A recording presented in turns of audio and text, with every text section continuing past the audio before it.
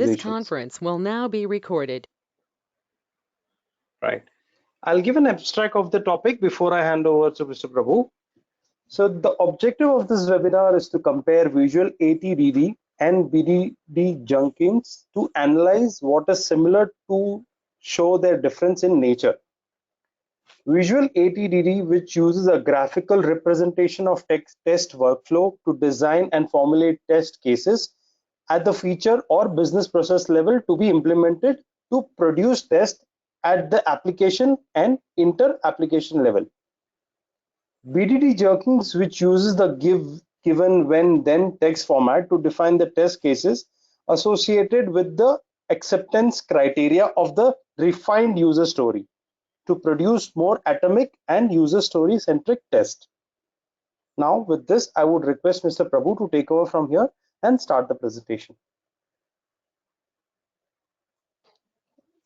Thanks, Anil. Thanks, Krunal. As a starter, let me just kind of share my screen.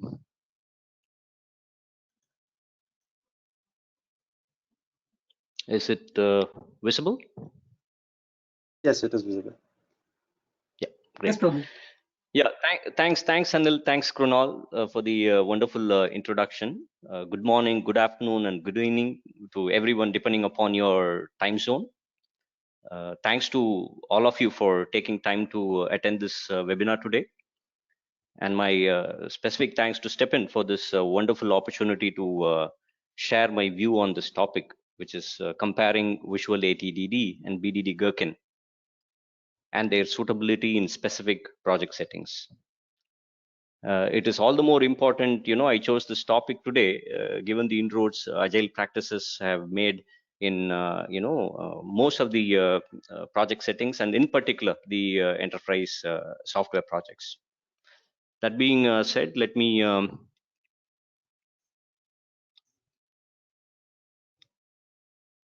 think there's a slight delay. Can you see the slide moving? Yeah, I guess it is. So there's a slight delay between me showing it and what I see on the GoToMeeting. Anyway, so this is going to be the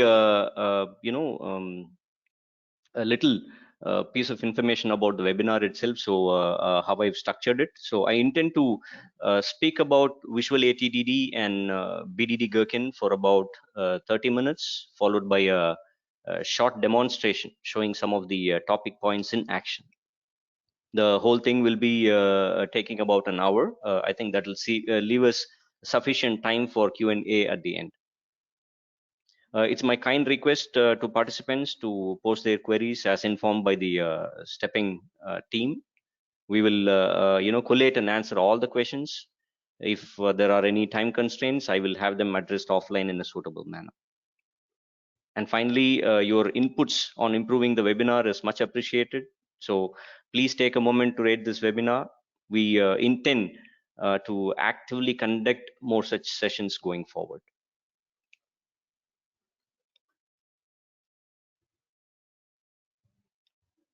Well, I guess a short intro has already been done, but let me just kind of give a gist of what it is. Like, Krunal indicated, I head the operations of Smart Testing in India. And Smart Testing is a software product vendor headquartered in France, specializing in functional testing solutions. I mean, solutions specifically intended for QA teams in the enterprise information system. We are a very innovative team. We are responsive and very attentive to our customers. And we are as a company, Smart Testing is a very active member of the French testing board, CFTL, and also of ISTQB, the International Software Testing and Quality Board. We do a lot of stuff with both these organizations. Smart Testing as a company is recognized worldwide for its expertise in model-based testing. It's an approach to designing tests based on modeling and automatic generation of tests. However, more globally, Smart Testing's unique know-how is in the ability to combine graphical representations and test. It is this particular know-how that we have applied in test design. Our products, currently revisit and modernizes the model-based testing, which is why with Jest, our flagship product, we are more willing to talk about visual test design and agile testing rather than the highly formal model-based testing itself. I'm also very happy to state that we have spent a large chunk of our R&D budget in past several years in developing AI and ML technologies to improve the way software testing is conducted by organizations. And I'm proud to say that today our customers experience futuristic AI technology in overcoming some of their testing challenges. Well, what will we be talking today? So back to business. So what will be the topic, and how do I intend to kind of have the content structured? Is I will start by providing a context to this webinar. I will discuss about the expression of need in Agile and the role visual ATDD and BDD-Gherkin play in it. I will then move on to comparing the two approaches as to what is common to both of them and how visual ATDD and BDD-Gherkin differ. In order to make this clearer, I intend to use an example, that will help illustrate the comparison better. So with all that I'm going to speak about in this 30-minute, the first 30 minutes, right? With that as the basis, I will summarize and share my view on what is the best way to apply each of these methods, which are the settings, right? So where they deliver the best value. And finally, I will show you in action some of the points discussed. A quick demo of designing tests visually for generating acceptance tests. That being said, let's just quickly jump into what we intend doing today. The scripting of acceptance tests, reinforcing the expression of need in Agile, it has become one of the strong practices of agility in the past few years. This is called ATDD.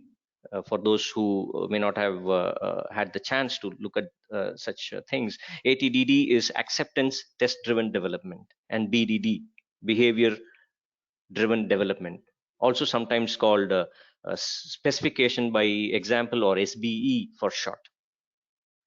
Behind these names, appear practices very similar in their philosophy, but different in their positioning and implementation. So in this webinar, we compare these two approaches positioned at different levels in the cycle of refining the expression of need in Agile. When I picked up this topic and communicated to Stephen, I was just kind of looking at a few things I would want to start about. But one thing kind of struck me very, very clearly, and I thought it will be wonderful to quote this when I start the session itself, right? So in ISTQB and CFTL advanced level Agile tester syllabus, Gherkin BDD is expressed so very beautifully. Let me quote it here. Gherkin BDD is a technique in which developers, testers, and business representatives work together to analyze the requirements of a software system, formulate them using a shared language, and check them automatically. This is a crux, or the essence of what we are going to discuss today. And as a matter of fact, this is also true for visual ATDD, right? So how of these how do these approaches kind of address what I was just kind of talking about, expression of need itself, and how it is kind of represented? Visual ATDD uses a graphical representation of test workflow to discuss and to formulate test cases at the feature or the business process level to be implemented, to produce tests at the application or inter-application level. Think of it as end-to-end, comprising application at a broader level or a global level. Whereas BDD-Gherkin, which uses the given, when, then text format to define the test cases associated with the acceptance criteria of the defined user story, will produce test at an atomic or a user story centric level. So what I will be doing in the subsequent pages is that the objective is to compare visual ATDD and BDD-Gherkin to recall what is similar and to show their differences in nature on a concrete example, so that it becomes even easier to understand.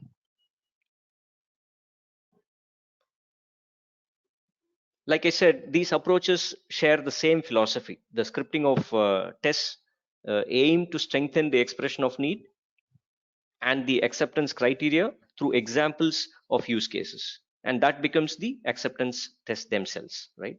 And some of the key points to note here are the scripting of BDD and ATDD acceptance tests makes it possible to refine the expression of need in Agile in the form of testable examples. These acceptance test scenarios formalize what is expected of the software being refined and implemented, and they represent examples of the use of the software itself. The scripting of tests is shared and understandable by all members of the Agile team, be it business analysts, product owners, testers, developers. The keyword here is shared and understandable by all members. And another emerging concept of agility is, it is common for both these approaches, visual ATDD and BDD-Gherkin. Acceptance test scenarios or living documentation of the product. You might wonder about, what about epics and user stories? Of course, yes, they are key drivers, but epics and user stories constitute volatile information. What I mean by that is when a user story is carried out in an iteration and accepted at the end of the test, this expression of need has only a historical value. Well, I mean, it doesn't really matter because it is not expected to be a repository of requirements. Whereas acceptance scenarios are intended to last over time. Why? In particular, because they are implemented in the automated regression tests being performed. Often these tests are, the teams are conscious about keeping them up to date with the application, and the readability of the scenarios allows, sharing them between the technical and non-technical members of the Agile team. Let me kind of jump quickly into what the differences look like. Of course, the format of the scenarios, as you can see in the slide, will be the first difference itself. In visual ATDD, the application journeys or the workflow are graphically represented by an activity flow diagram. Essentially, it describes the test workflow. Whereas in BDD-Gherkin, the textual format is structured in a given, when, then, text, which many of you are familiar with. It essentially describes an individual scenario in terms of, contextualizing the test itself with the given part, and the action element in the test is there in the when part, and of course the then part will kind of show the expected result, just to kind of give it a simpler way of describing what it is. Beyond the format itself, the main difference appears between these two in terms of their positioning. The scripting of tests by the test workflow represents a global vision of the functionality or the business process covered by the application. While in Gherkin BDD, it is a question of covering, let's say, an atomic criterion for accepting the user story itself. Right? I mean, this is what I'd be describing further. Let me take an example to kind of run through what I just mentioned here. Let's take an example of a company, an hypothetical company that wishes to develop an internal management module for official travel within the HR software of the company, right? And let's say this project is obviously supported by the HR department. So assuming there is a workshop that's conducted for them to come over and talk about it, the way they would have expressed the need is something like uh, they will define the travel management as the system should make it possible to create a travel request by an employee, to validate the travel request by his or her manager, and to reimburse the expenses of this travel request by the HR department, right? So this is a very crisp and concise definition of the need. And I would want to quickly remind you here, this statement made by the HR department constitutes a minimal marketable feature. And the way Agile Alliance defines this is it is the minimal functionality that makes sense for the business. This minimal aspect makes it possible to focus on the first value to be delivered, which can subsequently be expanded and supplemented with much more. So this is the example I'm going to take to express the comparison between both these approaches in a little detailed manner. Let's see first how this would be represented within the visual ATDD context. The visual ATDD test workflow for this feature is what I've kind of shown in this slide. And I would imagine that this workflow would be discussed and formulated during a typical workshop, the Three Amigos workshop, right? So the HR department, who actually carry the need will obviously participate, and the product owner of the HR application itself will be obviously part of the team. And the team would typically have a tester and testers and developers as well. So when they have this visual workflow, the formulation aims to align the whole team on the different application paths to be implemented. So if I use this method, the acceptance test cases and the corresponding automated scripts will have to be derived directly from this approach by a tool that they use. That's when the value gets released. And typically, such a workshop, the teams will use a personas method, the archetypes of system users, right? So in this workflow, there are three personas that's been defined. Peter is an employee of the company, Emma is the manager, and Joe is a person from the HR department. Let's kind of see how well this can be augmented for us to produce those acceptance tests. Typically, each of these workflow elements will have an associated decision tables to refine the business rules, because that's key when we want to generate tests out of it. For example, I've just kind of shown in this slide one of the tables that kind of detail the business rules for refusing a request. So the manager will have to be kind of driven by certain business rule to refuse a travel request. It could be like here it could be travel is too expensive, or the travel is too long, or there could be other reasons. As illustrated here, the table that I'm showing here is associated with the second element in the workflow, validate travel request. So what will the outcome of this representation? So the scripting of visual ATDD test will consist of covering different use cases resulting from the test workflow. So what I've shown in this slide is the visual scenario, which I just spoke about a while ago, and it is highlighted in green. It is one of the examples of a test obtained from this workflow itself. And typically a tool will also have a textual equivalent to this visual representation as well.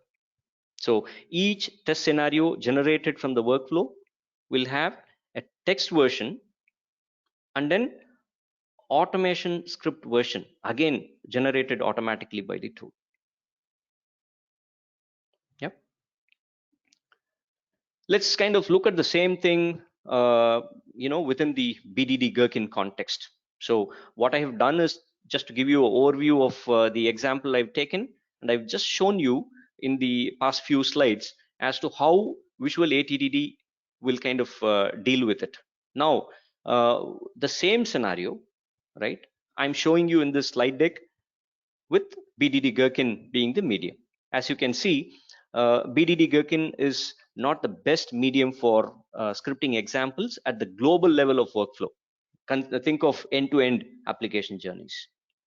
If we try to write the previous test scenario in given, when, then format, we obviously reach the limits of readability of a Gherkin scenario. It becomes too long, too complex, due in particular to the role of Peter, Emma, and Joe being considered as well. And let you kindly note here, our example of travel management is rather oversimplified. In real project settings, the test workflows are more complex and lengthy than the one that I've just kind of described here. Imagine a BDD-Gherkin scenario with more than 15 or 20 test steps. This is simply not possible because the readability and maintenance of BDD-Gherkin scenarios then become very, very difficult. Well then, where does it fit in? Here's what I would want to kind of say. It's not the methodology itself, but it's rather about where we intend applying the methodology, right? So BDD-Gherkin scenarios are really suitable for scripting the acceptance criteria for refined user stories and not for application or inter-application scenarios. That's the point I'm trying to dive here. It's not the right one for having end-to-end scenarios covering or spanning multiple applications. And good example of use of BDD-Gherkin is to consider a test scenario at a level of a criterion for accepting a user story itself. What I've shown you here is a good example. Let's consider the user story, travel validation refusal with a particular criterion, which is how do you refuse when the travel request is too expensive. This is what the BDD-Gherkin would look like for that particular scenario. So that being said, visual ATDD and BDD-Gherkin are positioned at different levels in the agile need for expression cycle.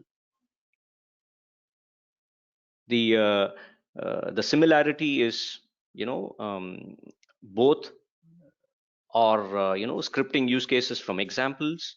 Both are the outcome of the workshops, the Three Amigos workshops conducted.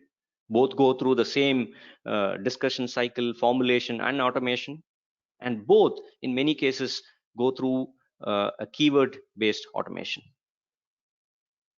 And the differences is the format itself, the first one, which I kind of spoke about. So the visual representation, the workflow plus decision tables for visual ATDD, and the given, when, then for BDD.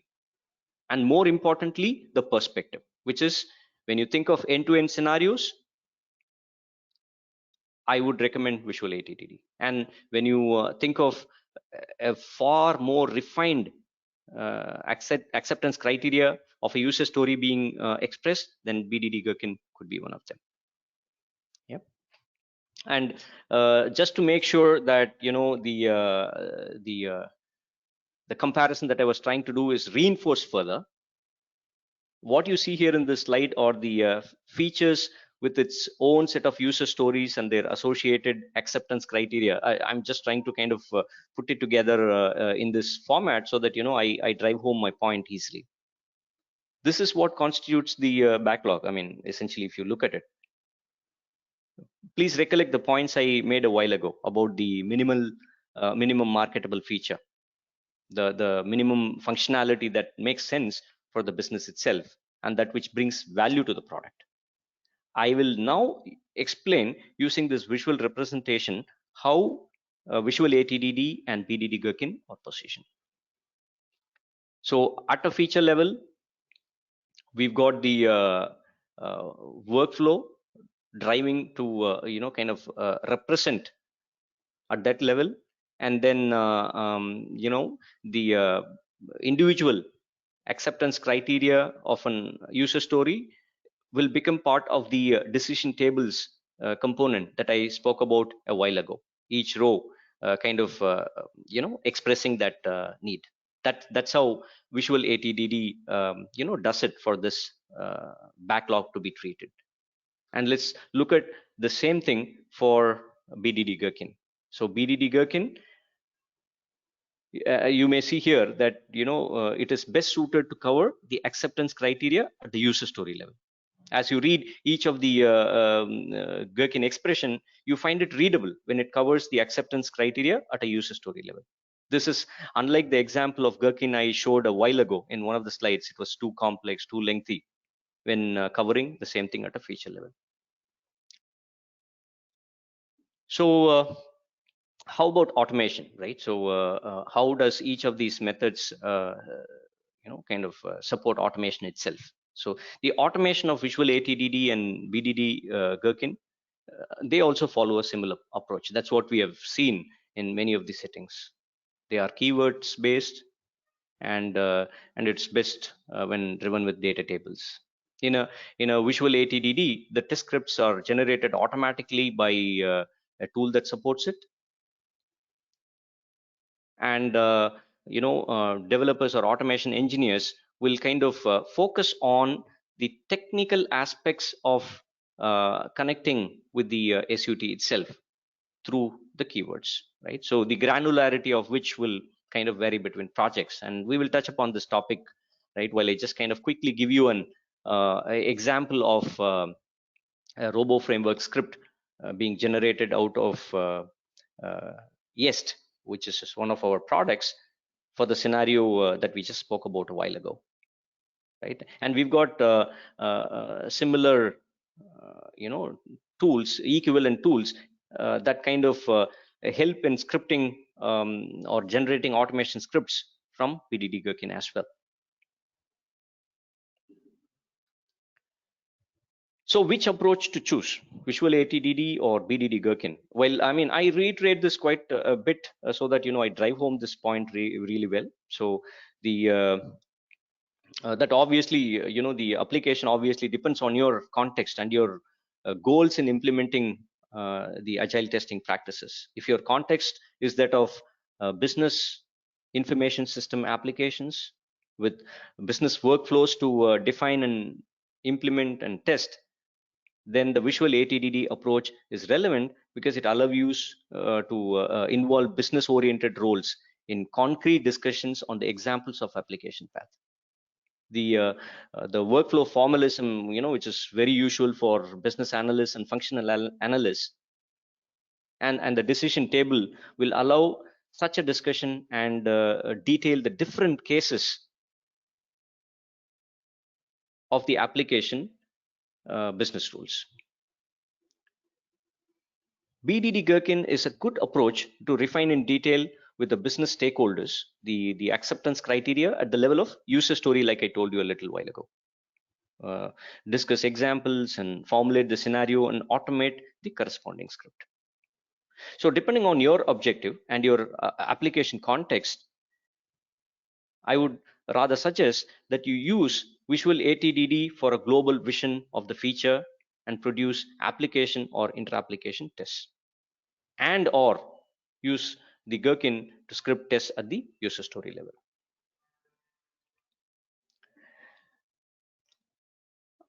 I've just got a quick visual of the visual ATDD in practice.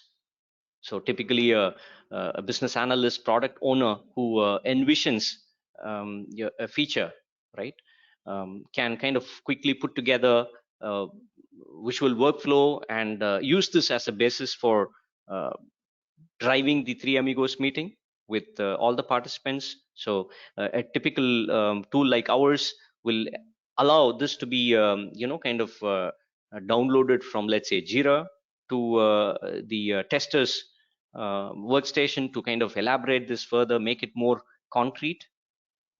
It's a natural progression, by the way, and the testers can revert back to the business analyst. If let's say, for example, Jira is in use, this becomes a two-way integration. They push it back to the analyst to kind of convey their views about the whole workflow. And assuming that it is refined and everybody is in the same page of understanding, the testers can then now collaborate with the automation engineer to bring in the right granularity to define the keywords itself. And this cycle goes on. So if you look at it, the visual ATDD, while it is kind of put in practice with the right set of tools, it kind of boosts the productivity of the testing team itself, right? So that being said, what I will do is I'll quickly jump into the demo I wanted to show you today using our tool Jest. So what I will do is some of the key points that I discussed about visual ATDD, I will kind of explain in the tool itself to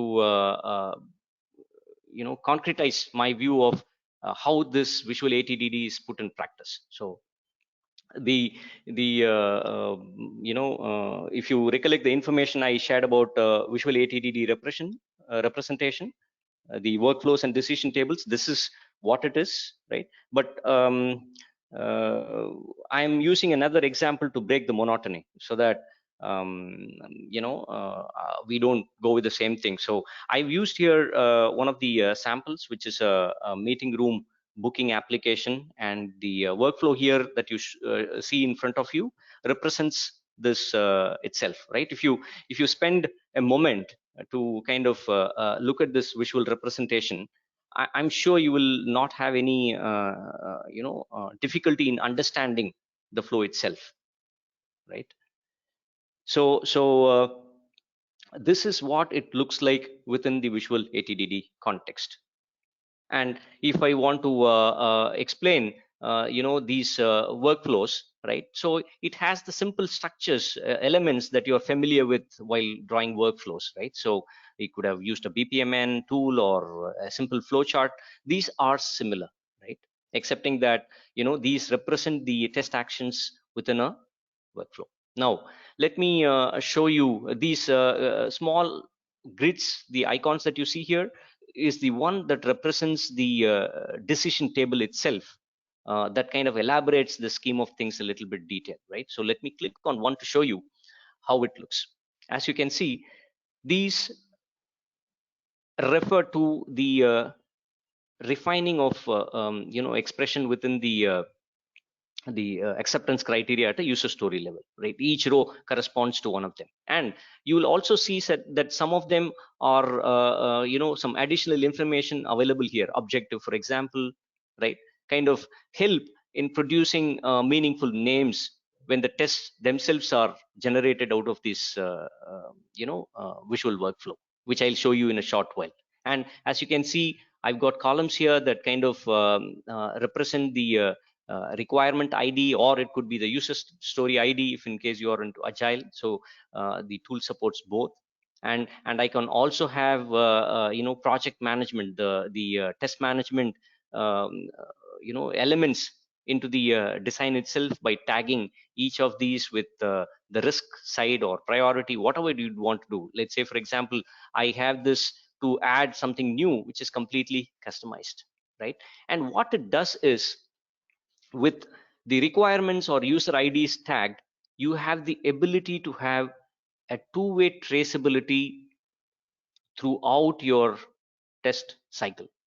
And when you have risks or priorities associated, or whatever is the need that you have in your project, then when I'm generating the test, right, which I'll show you shortly, you have the ability to bucket all your tests for specific categories, right? So that you know how you would best use your time box within a test project.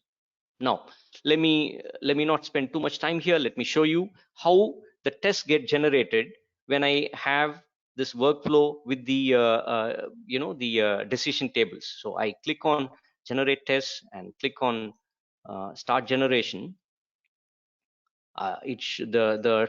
The tool YEST, which is what I'm kind of demonstrating you today, is kind of able to parse through this workflow and look at each of the decision tables to see what is the optimal way to kind of use this information to generate the uh, bare minimum test for the coverage that is required. Let me click on OK, and you see here on the left hand side I've got all the tests generated. Recollect what I was just telling you, these names, right? Successful login and booking confirmed, or successful logging, the room is under maintenance. All these names are from the objectives I've set for my test, right?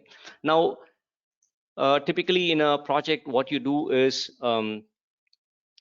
you have the developers using an IDE, right? So think of this tool as an IDE for the tester itself. I just showed you the test generation. So let me click on the test part to kind of show you in detail. So if you recollect, I don't know if this is kind of, are you able to see the visual component as well, or is this hiding? I'll just collapse it just to make sure it's visible. So if you see it, like I showed you in the presentation, we've got a textual format as well as a visual format for each of these test cases that's generated, right? The scenarios that's generated. And let's say I kind of I'm just showing you this as an example. There are so many things that you can do. I'm just kind of removing one, I mean, which I'm allowed to do. Then I have the tool telling me an immediate impact on kind of what's gone bad. It tells me right away that I've got the login part of it is not covered very well. This impact analysis is immediate. So when I have something that I do within my test project, it gives me a complete control over how I'm handling the coverage, and also it gives me the ability to kind of go fix my problems in terms of either changing the requirement depending upon what's happened in the project, or the test assets that I've kind of generated here. So in this particular case, let me quickly delete this where I don't need to do it, but I'm just kind of demonstrating here. I'm kind of regenerating the test, and it has just kind of put back what I've just messed up with, right? And let me just kind of look at what the dashboard says. It's perfect. Everything is green. So in addition to such things, the testers have many features like auto completion. Your ability to refactor the test is much higher because you can go and incrementally change what you see is fit in the testing. And you also have well, this is Uday Kumar. This is for the functional testing, like I indicated earlier. So the white box will not be part of this. So we will have more things to answer in the Q&A, so that the basic thing is covered, by the way. So we have the ability to have assisted data definitions. What you see here on the left hand lower corner, I can use in my definitions here. If you can see, I have usernames and password as a parameter that I've kind of defined while designing the test itself, and I've used within my visual design, right? And what it means is that in a typical cycle where we have the automation engineer kind of do the data definitions and kind of start as if it's only the domain part which is clear, and he will do everything from scratch, is kind of now done away with. We are already kind of helping the automation team do part of their work here with this data definition, and adding the data elements to it, the input data. We are giving them the ability to data drive even while designing the tests. itself, right?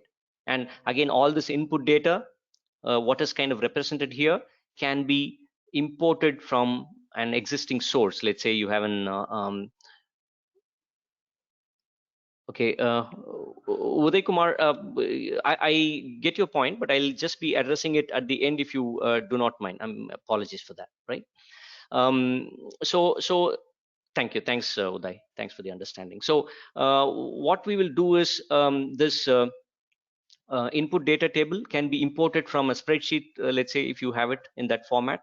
Now let me show you how this get combined, right? So I am going to create a test campaign, which is, you think of it as an execution cycle where you have the test for particular iteration to be focused. So I am going to select all the tests that's been generated here, but remember, these tests are skeletal at this point of time, right? So I am having the tool do all these comparisons. Let me also show you this, right, before I proceed further. All my data, be it the application data or what browsers I'm going to use, or each of this are kind of category by itself to make it more manageable. And now I go back to my campaign, I'm able to kind of select them all, and the tool gives me the ability to generate combination. I'm clicking on generate combination. I have the option of just having one input data row for each of these scenarios, or I have multiple combinations possible. And in between these both, I can add a filter to kind of have a subset which is in between this two extremes, which is one or all, right? But for simplicity's sake, let me choose all combinations and click on generate.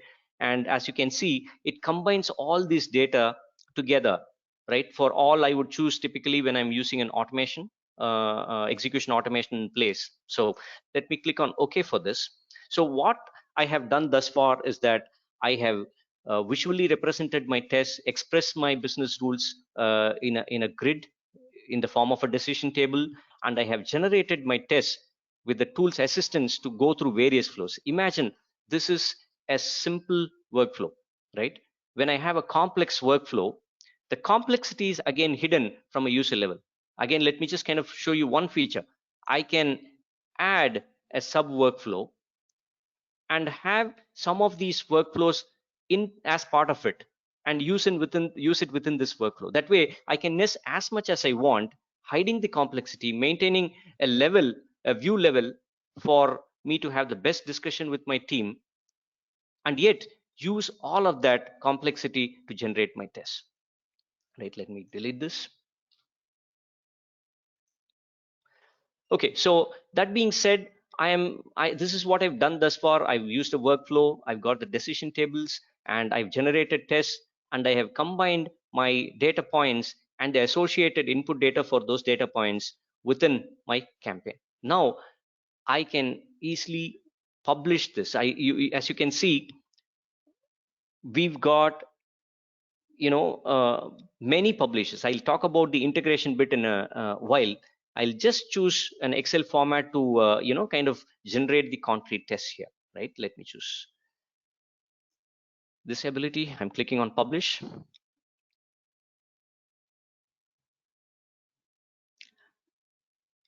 Just a quick summary of what all are kind of expressed as part of this particular test generation I've done. And you see here the test scenarios that we have seen visually and in the textual format is elaborated with the actual data itself imbibed in it. This way, my execution team can pick up this and execute it manually with the test steps and the data combined together with all the combination possibilities. Makes life very, very easy. And in addition, I've got the requirements covered as part of this test execution highlighted as well. That's the traceability I was just talking about. Yep. So while I kind of told you that I'm publishing into Excel, it is not limited just to this. I mean, I have various possibilities of publishing into so many environments here, right? Let me just kind of talk a bit about the tool integration itself. Jest integrates easily and efficiently into your tool chain without a problem. Jest has connectors for a plethora of test execution frameworks: Selenium, UFT, Robo framework, you name it, we've got it. And supports a lot of test repositories and management tools, Jira being one of them. We've got a very beautiful integration with Jira, which is two-way, that improves the collaboration to the highest level possible. And we've also got it for ALM, TestLink, and there's so many others available. And not to mention version controlling with Git itself.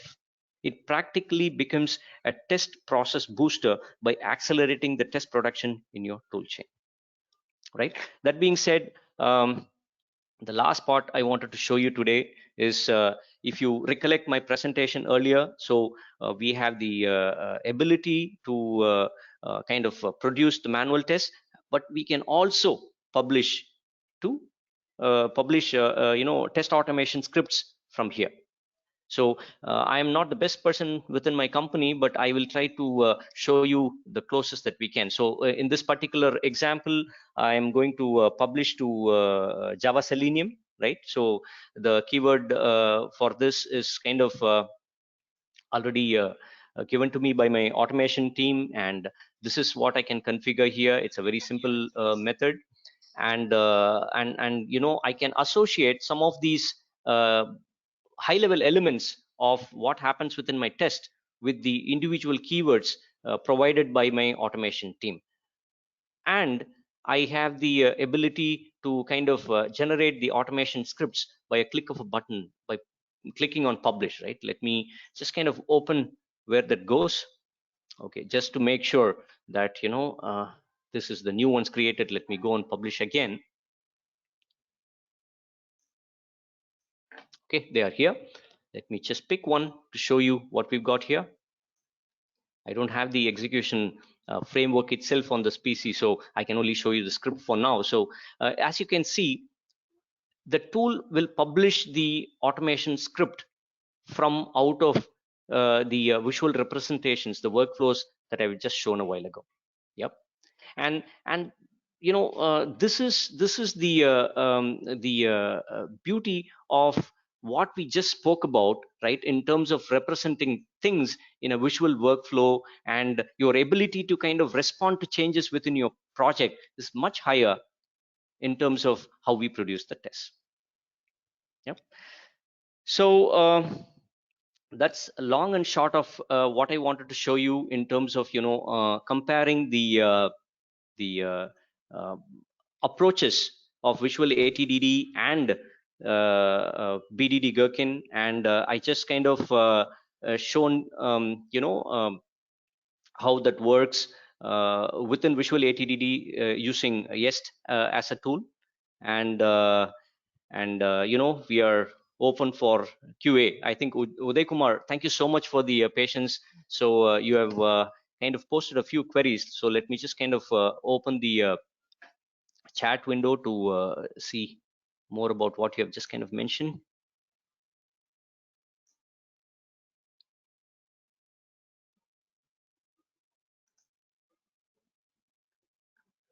Okay, Uday Kumar has posted a few, so I can just kind of go one by one. Can this be used for API testing as well? Yes, it definitely can. Let me just add one point. That's a wonderful question, Uday Kumar. As a matter of fact, unlike some of the existing tools, we consciously wanted to work on optimizing the test design with whatever I just spoke to you about. So the automation framework that is used for the test execution is consciously kept outside of the test design, so that when we publish into an environment, the interface can be anything. It can be an API, a web services, it can be UI based. So we don't want to put a monolithic block of test management, test design, and test execution together. So we have consciously kept it out, and which is one of the reason why we can easily plug into your your tool chain, right? And Uday has another question. You have Jira.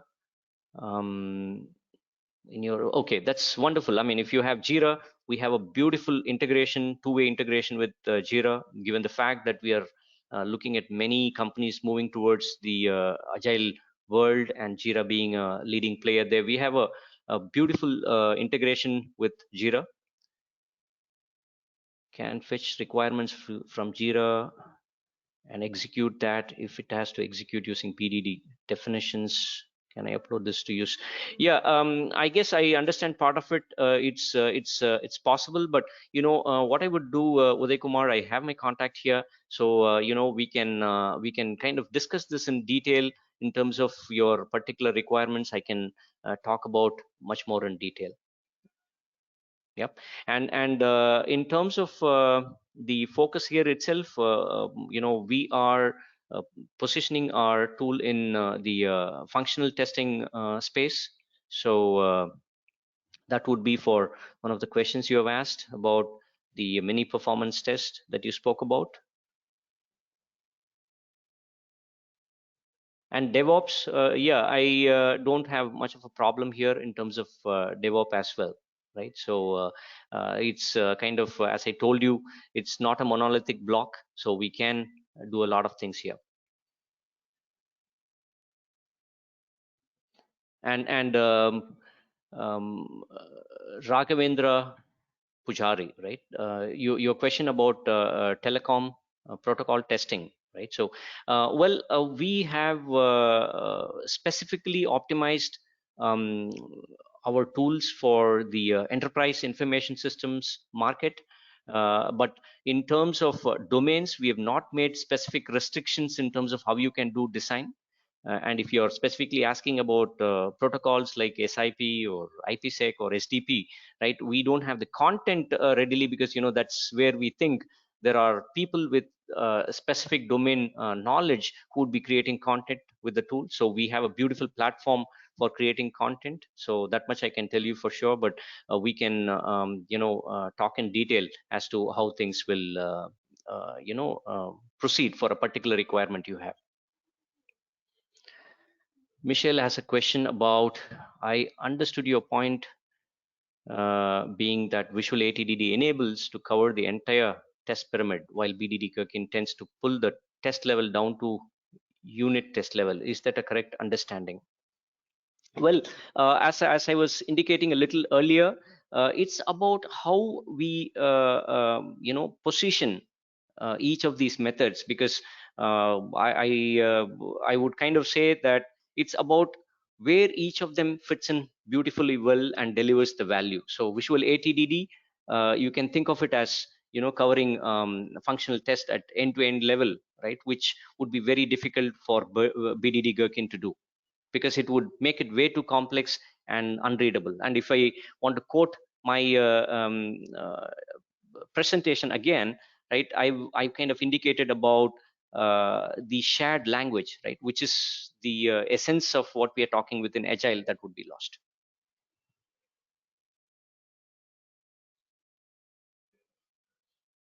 On the DevOps bit of it, Uday Kumar, as I told you, we have kept the tool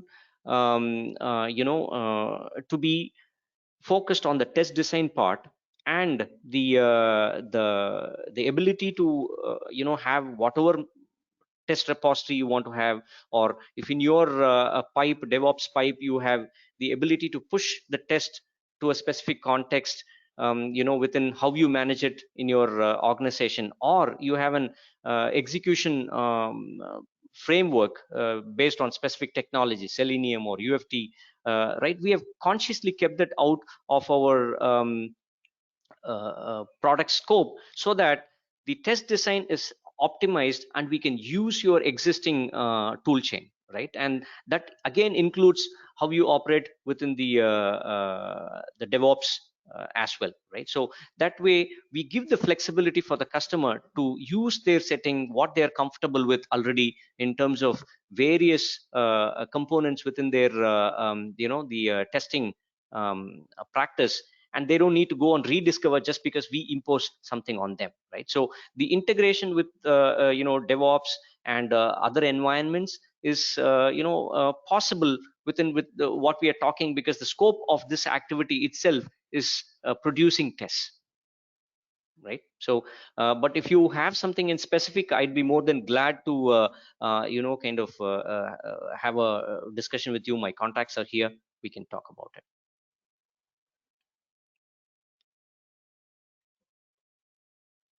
Any other questions?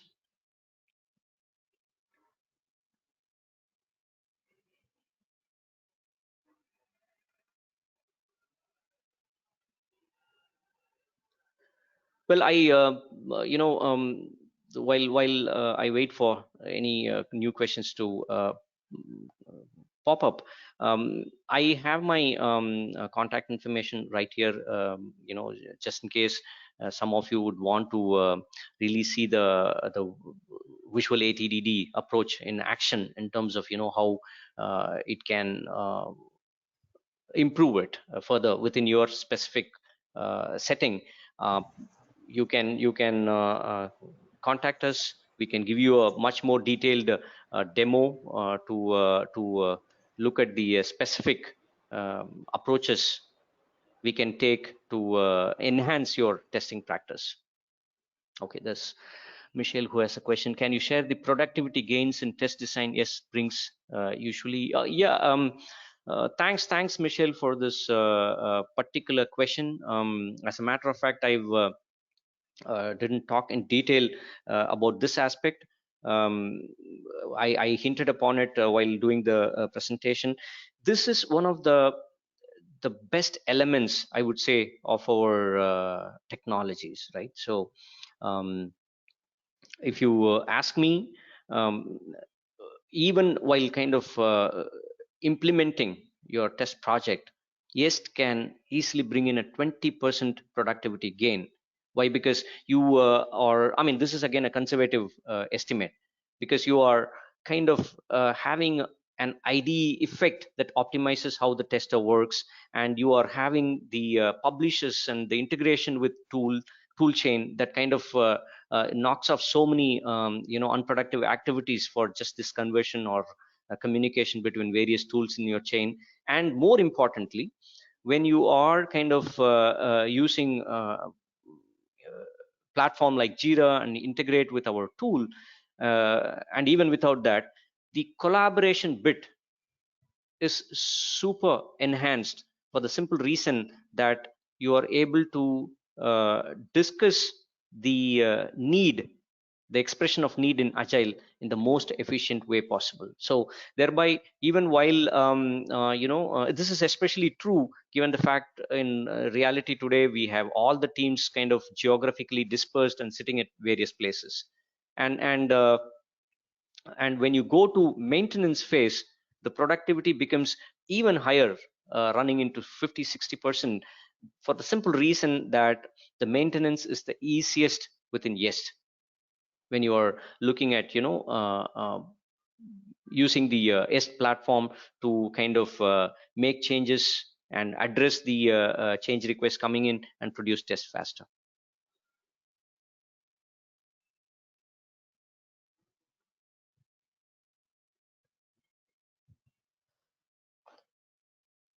Well, if there aren't any new questions, I thank everyone for being around today to be part of this seminar.